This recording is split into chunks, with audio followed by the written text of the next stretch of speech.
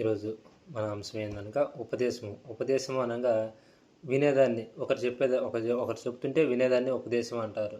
అలాగనే దేవుడు పరలోకమంద తండ్రి కొన్ని మనకు మాటలు గుర్తు చేస్తున్నాడు. అలాగనే శరీరానుసారమైన తండ్రి కూడా, భూలోకమైన సంబంధమైన తండ్రి కూడా మనకి కొన్ని ఉపదేశములు ఇద్దరు చెప్తున్నారు. వారి ఉపదేశములు మనం ఏం చేయాలంటే ఖచ్చితంగా అంగీకరించాలి. వారి ఉపదేశములు ఎప్పుడైతే మనం అంగీకరిస్తామో, ఈరోజు చెప్పిన మాటలు ఎప్పుడైతే మనం అంగీకరిస్తామో అప్పుడు మన జీవితాలు బాగుంటాయని, మనకి వాళ్ళ ఇష్టానుసారంగా మనం బతికినట్లయితే మనకి మంచి మేలు దీవెనలు ఉంటాయని దేవుడు జ్ఞాపకం చేస్తున్నాడు. కాబట్టి ఒకసారి సామెతలో 23:12 మనం ఒకసారి చదువుకుందాం. ఉపదేశం మీద మనసు నుంచుము. మనం దేని మీద ఉపదేశించాలో ఒక వ్యక్తి చెప్తున్నాడు. ఒక బోధకుడైన సంఘంలో ఒక బోధకుడు చెప్పేటప్పుడు మనం ఎంతో శ్రద్ధగా విన్నట్లయితే మన జీవితాలు చాలా బాగుంటాయి.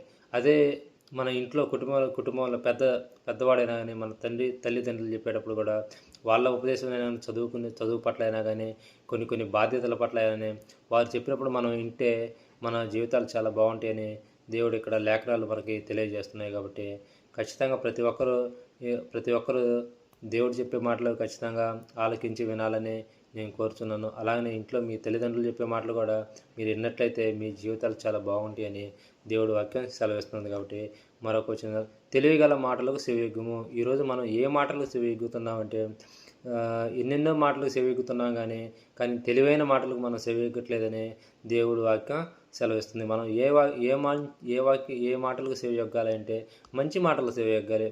మన చెవుల ద్వారా మన చెవులకి మంచి మాటలే మనం వినాలి, కానీ చెడు మాటలు వినటానికి కూడా మనం ఇష్టపడకూడదు. చెప్తారు, అందరూ చెప్తారు, ఏదో చెప్తారు, కానీ ఆ చెడు మాటలు మన చెవుల దాకా రాకూడదు. ఒకవేళ వాళ్ళు చెప్పినా కానీ రెండోసారి అట్టి చెప్పడానికి మనం అవకాశం ఇవ్వకుండా మనం మంచి మాటలకి అవకాశం ఇచ్చినట్లయితే దేవుడు మనం ఖచ్చితంగా కాపాడుతాడు. అలాగనే సామెతలో 1:8 ఒకసారి మనం చూసుకుంటే, నా కుమారుడా, దేవుడు ఇక్కడ అంటున్నాడు, నా కుమారుడా నీ తండ్రి ఉపదేశం ఆలకించము. నీ తండ్రి చెప్పే ఉపదేశం ఖచ్చితంగా, ఆయన చెప్పే మాటలు ఖచ్చితంగా ఆలకించమని దేవుడు ఆజ్ఞ చెప్తున్నాడు. కాబట్టి ఖచ్చితంగా తల్లిదండ్రులు చెప్పిన మాటలు మనం విన్నట్లయితే మన జీవితాలు ఎంతో బాగుంటాయని దేవుడు వాక్యం సెలవిస్తుంది.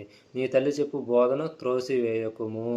నీ తల్లి అంటే మన తల్లి చెప్పే బోధ ఏదైనాను, వాళ్ళు చెప్పేది మనకి ఏదైనా మన మంచి కోసమే చెప్తారు, కానీ మన చెడు కోసం ఎప్పుడు చెప్పరు. అట్టి బోధన మనం ఎప్పుడు త్రోసివేయక మనం వాళ్ళని వాళ్ళకి ఇష్టమైన పిల్లగానే మనం ఉండాలని నేను మీ అందరికీ తెలియజేస్తున్నాను. ఇట్టి మాటలు దేవుడు దీవించును గాక. మనం అందరం కలిసి తల్లిదండ్రుల మాటకు విధేయులమై లోబడి ఉంటామని, అలాగనే పరలోకమున్న మా తండ్రి కూడా లోబడి ఉంటామని ఆశిస్తూ ఇట్టి మాటలు దేవుడు దీవించును గాక. ఆమేన్.